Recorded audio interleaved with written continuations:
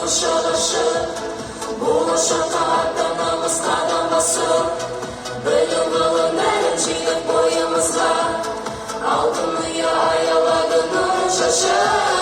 Buramızda kalın kadın bir sabah, elimizde ısına ilgili ana.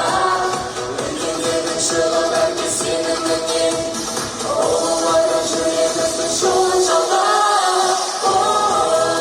Siyah temiz gönlü temiz var, ağlamadın ümit temiz var, armanlarla gücü temiz var.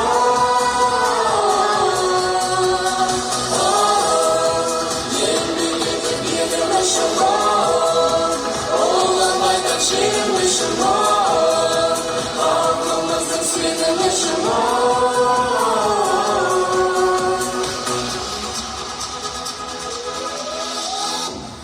Наша время наступает, наша пора, пишем мы в историю свои имена.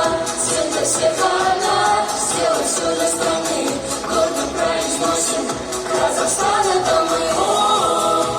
Мы для многих поколений, на пути больших свершений и высоких достижений.